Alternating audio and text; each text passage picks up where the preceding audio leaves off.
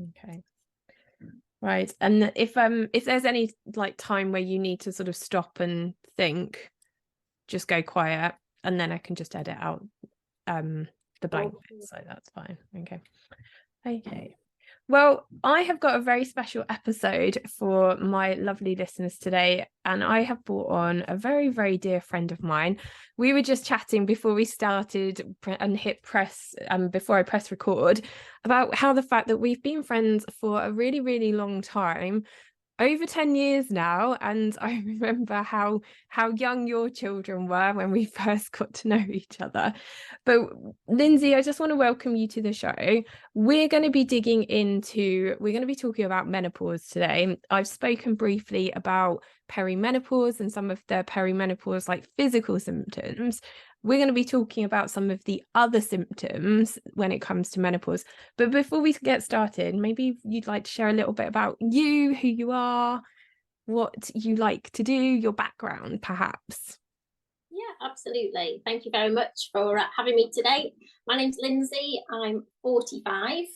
I am a mother of 2 boys, now aged nearly 13 and 12, which we were saying, you remember when they were teeny tiny little preschoolers. I'm ex-military, so I came from a Navy background and medical. Used to work in operating theatres. I'm married to Kieran, who we've been married 15 years, and he's a GP. And my sort of career background, apart from medical, I've worked in special needs, a little bit in schools and things like that. So a busy mum with 2 boys, and they're quite close in age, aren't they? Your 2 boys as well. Yeah, 13 months. Yeah, I was always amazed with how you just kind of like, it was like, right, I've done one, gonna have the next one. Let's move on. And Lindsay was always super supportive to me. So when I had Chloe, and I actually struggled a bit with postnatal depression, and Lindsay, you were so incredibly supportive to me. And I think this is quite an important part of our conversation, because when I was struggling when Chloe was first born, you get so much information about how you should and shouldn't do things. And I remember you came into me and I was like, I can't sleep. She's keeping me awake. And you were like, don't worry, just do this. It's okay. Doesn't matter what anybody else thinks. You need to make sure that you're looking after yourself so that you can then look after your baby. And you just gave me some fantastic advice and support. And you've been such a great friend through that process. And I think that's quite relevant to what we're going to talk about today, because I've certainly struggled with mental health, like post-baby, and hormones. We talk a lot about hormones on this podcast as well. So let's kind of dig into menopause. As I've spoken about physical symptoms of perimenopause, maybe you could share a little bit about like your journey with it, your experience with it. Let's just kind of like rip the band-aid off, shall we? Absolutely. So I'm 45, and so when we talk about menopause, you would class me as the younger end of the spectrum. However, when I was about 42, 43, I started suffering from night sweats. So I contacted my doctor, bloods were taken, and everything came back normal. So I sort of put it to one side and just put it down to heat within my cycle. And that continued for the next few years. Then it was last year, out of nowhere, my periods just suddenly stopped, and I started suffering from anxiety. Now, I'm not normally an anxious person.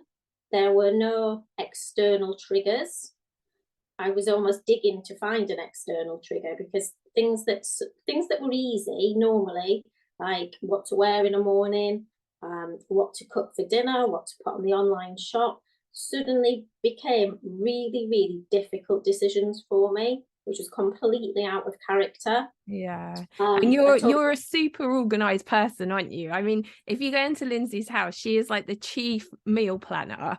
So for you to sort of struggle of like, what we're going to eat and what's going to go on the shop is quite a big thing for you, isn't it?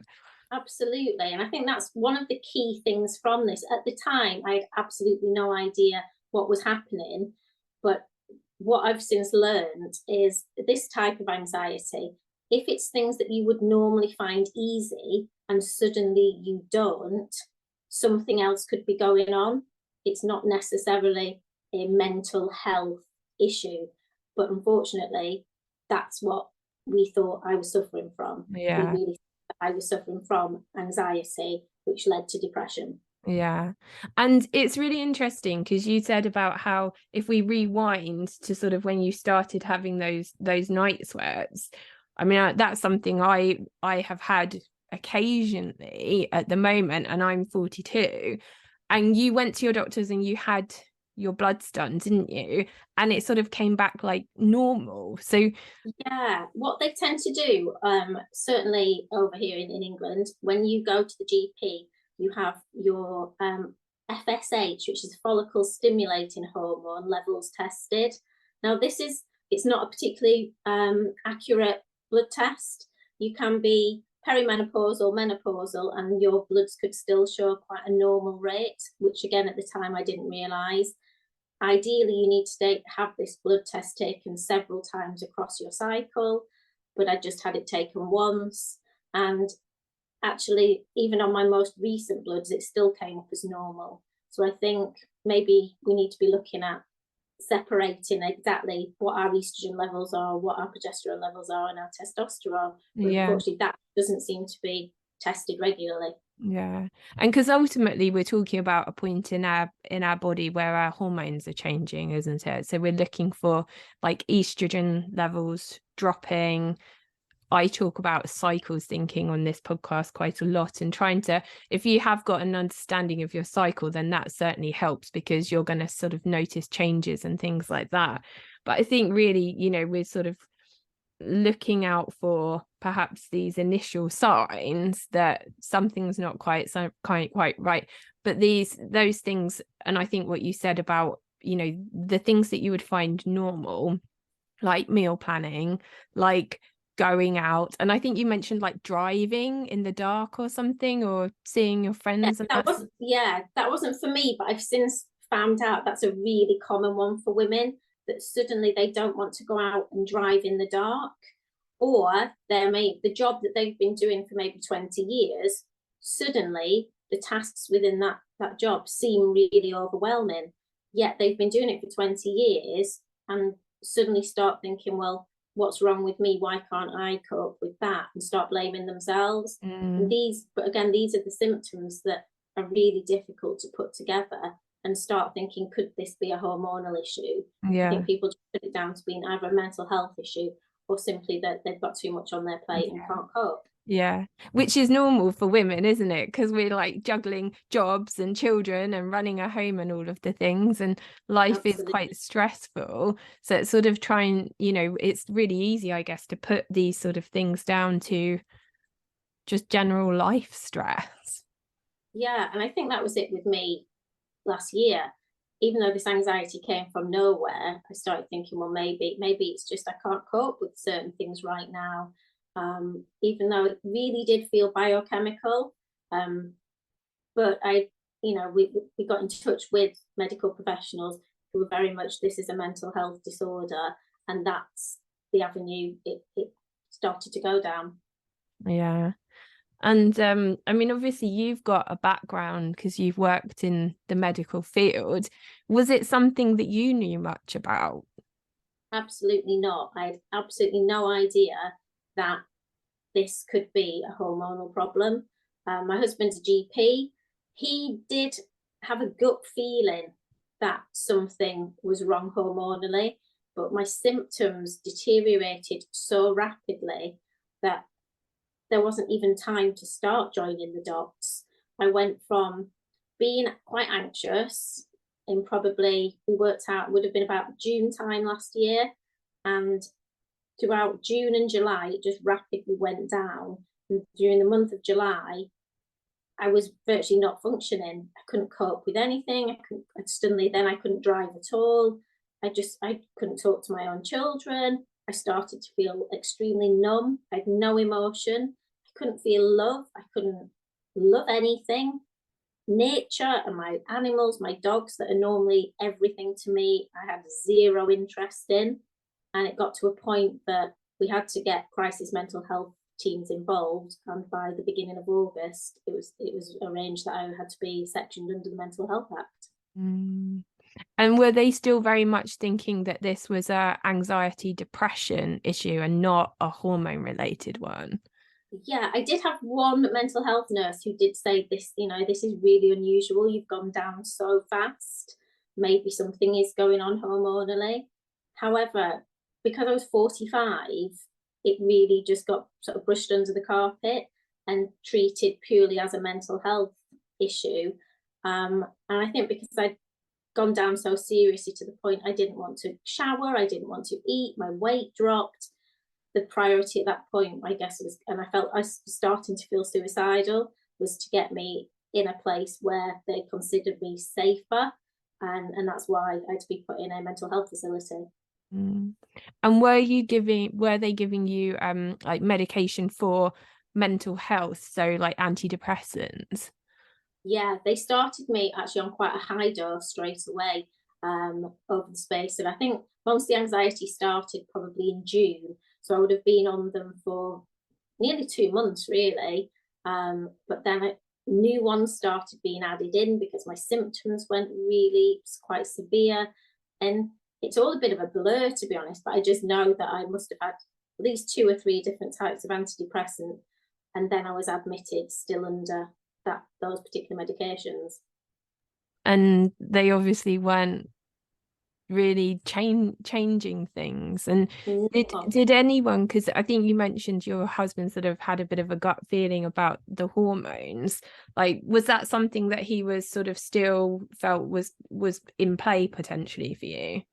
Yeah, very much so. But unfortunately, once I'd entered the sort of mental health umbrella, if you like, I almost got pigeonholed into having a mental health disorder. So they were very much wanting to pin a diagnosis on me. It was discussed that I could possibly be bipolar, even though I'd never suffered from any mental health illnesses throughout any point of my life. Suddenly, because this was so severe, they almost wanted to put a diagnosis on me. My husband really was sort of campaigning in the background, saying that you need to check our hormones again, something's not right. And I was begging them, saying, look, something's really wrong, something has gone wrong in my brain, this is not me. And I really felt like I was a different person. It was absolutely terrifying. And but they were very much focusing on a mental health disorder, and said that it was quite standard anxiety and depression. And then because the antidepressants weren't working, and because I felt suicidal, they decided to try me with electroshock therapy. And then I had 9 sessions of that, which again did absolutely nothing. And if you were like struggling with depression, you would see some sort of impact of that therapy, wouldn't you? Yeah, I mean, people hear ECT and think it's something that's not done anymore. I think people think with electroshock, they feel it's quite barbaric, but actually I think it's just people aren't aware that it does have really, really good evidence for severe mental health illnesses. And there's some amazing results for people who have had it. So I wasn't against having it at all, because I was desperate to find something to help me. But yeah, by 9 sessions, you would absolutely hope to see a difference in a patient, which just wasn't happening with me. However, my psychiatrist just wasn't really prepared to accept that it could be something different, and they just wanted to keep upping my medication. And at that point, we're thinking, oh, we'll just carry on with more of this therapy.